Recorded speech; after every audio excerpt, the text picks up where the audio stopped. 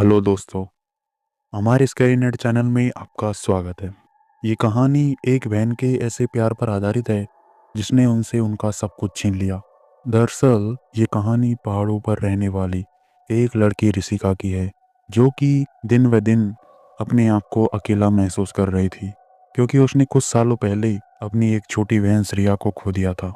उसका यह अकेलापन दिन ब दिन बढ़ता ही जा रहा था, जिसकी वजह से वह किसी से ठीक से बात भी नहीं कर पा रही थी।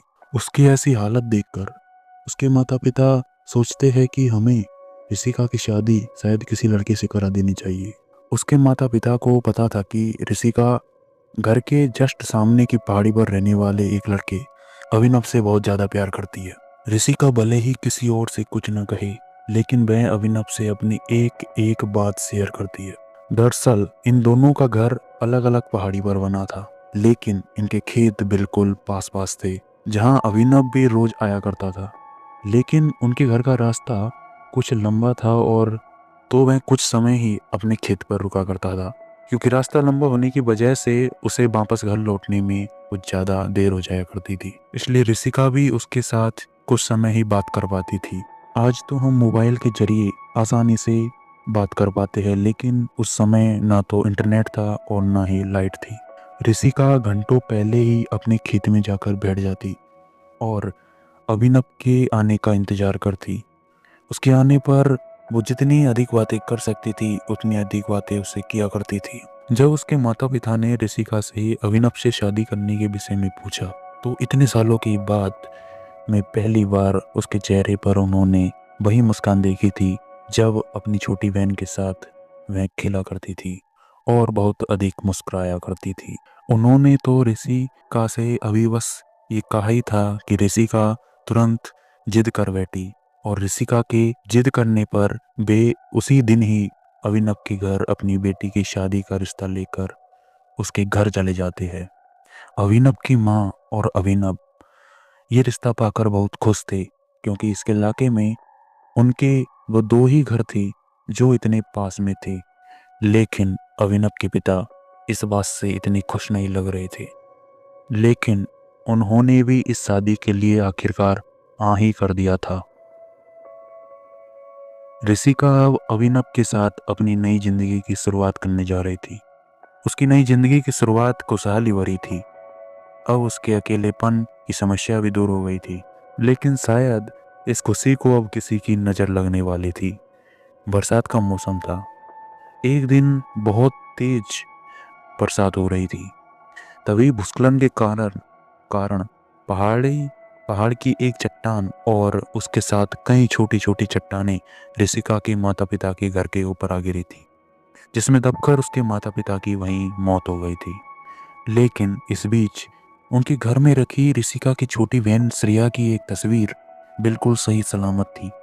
ऐसा लग रहा था जैसे मानो इस भूस्खलन का उस पर तस्वीर पर कोई असर ही नहीं हुआ था, जबकि घर की बाकी चीजें किसी न किसी तरह से डैमेज थी। ये थोड़ा अजीब था, लेकिन ये तस्वीर कुछ सालों पहले ऋषिका से खो गई थी।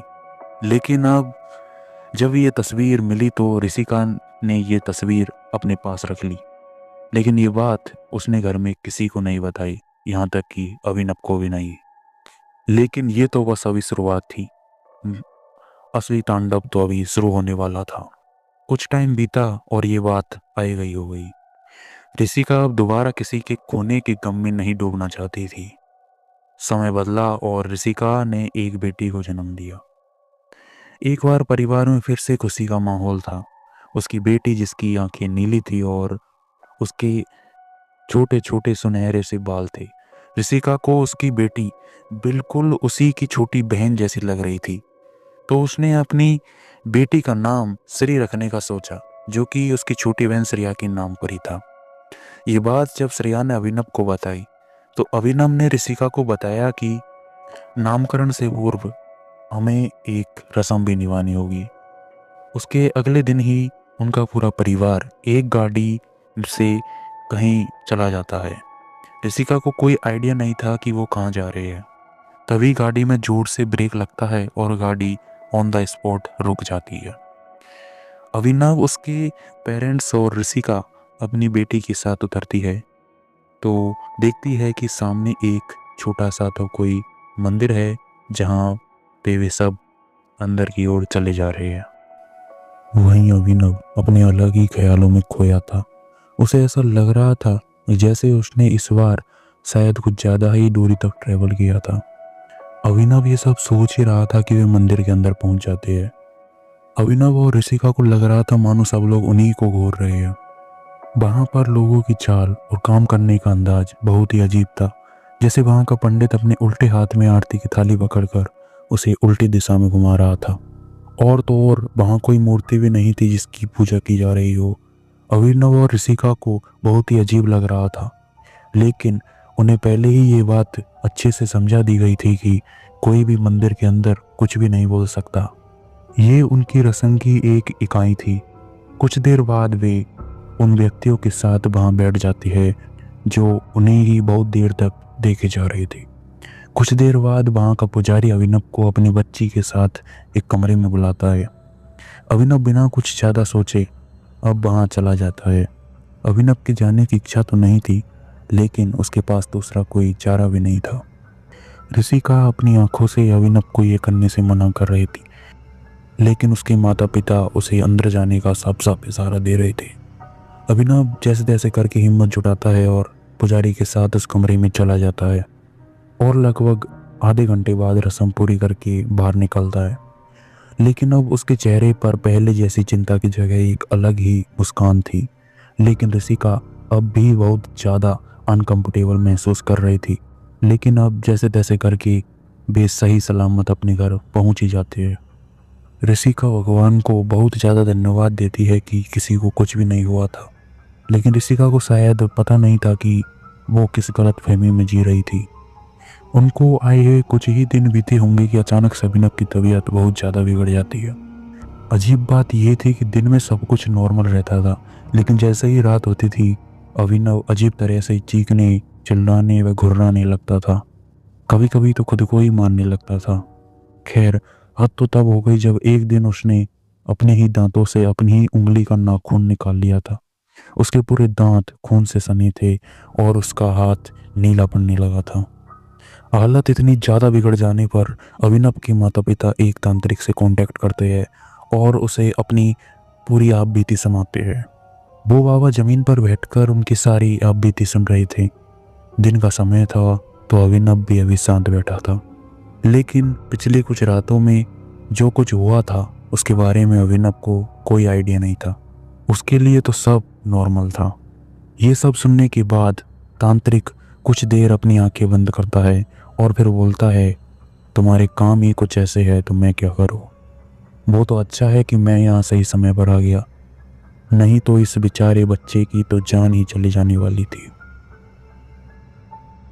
उन्होंने अभिनव को घर से बाहर बुलाया और उसे पूजा का कुछ कुछ सामान लाने को कहा। अभिनव शाम होने से पहले ही सारा सामान लेकर आ गया। उसकी हालत तो नहीं थी, लेकिन बाबा के कहने पर उसने ये सब कुछ जैसे कर ही लिया था। बाबा अभिनव को लाल रंग के घेरे में बिठाकर सारी रात भर मंत्र पढ़ते हैं और अपनी पूजा करते हैं, और सुबह होने पर गंगा जल के छिड़काव से घर को शुद्ध करते हैं। इसके बाद बाबा उन्हें जो जो बात बताते हैं उसे सुनने के बाद परिवार का भी अपने आप पर बहुत गिल्ट महसूस होता है। वे बताते हैं कि सब ऋषिका की छोटी बहन और उस तांत्रिक का किया धरा है जिसके पास ऋषिका के सास ससुर गए थे। वे बताते हैं कि श्रेया मरी नहीं थी, उसकी सांसें पहाड़ से गिरने के बाद भी चल रही थी। लेकिन ऋषिका ने यह सोचकर कि अभी जब तक श्रेया अस्पताल पहुंचेगी उससे पहले श्रेया का मरना निश्चित है, तो उसने एक कड़ा फैसला लिया। उसने श्रेया को वहीं दफनाने का निश्चय किया। ऋषिका ने श्रेया को उसी जगह पर जिंदा दफना दिया और आज श्रेया अपनी मौत का कारण केवल और केवल ऋषिका को मानती है और उसकी आत्मा आज भी बदले की आग में भटक रही है। और जिस तांत्रिक के पास अभिनव के माता पिता इसलिए गए थे कि ऋषिका से उन्हें पुत्र की ही प्राप्ति हो, ऋषिका की बेटी होने पर जब ये दोबारा उस तांत्रिक के पास गए तो अभिनव की माँ की उस तांत्रिक के साथ बहस हो जाती है। तांत्रिक इसलिए उन दोनों को अपने बस में कर लेता है और जो रस्म निभाने के लिए अभिनव के माता पिता उसे जिस मंदिर के लिए ले गई थी वह केवल उनका भ्रम था।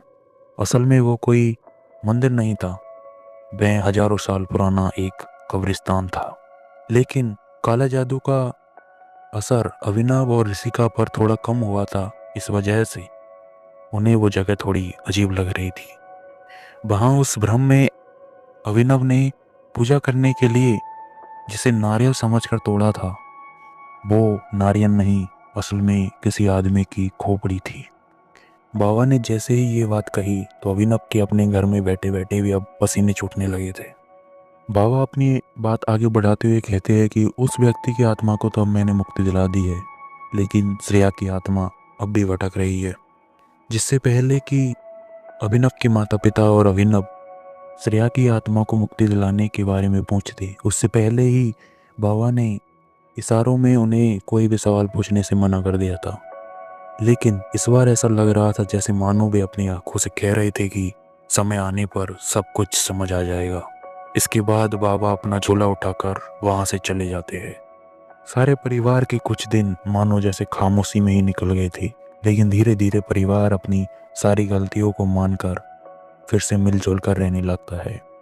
ऐसे ही एक दिन जब श्री यानी ऋषिका की बेटी जब 12 साल की हो गई थी तो अपने आंगन में खेल रही थी।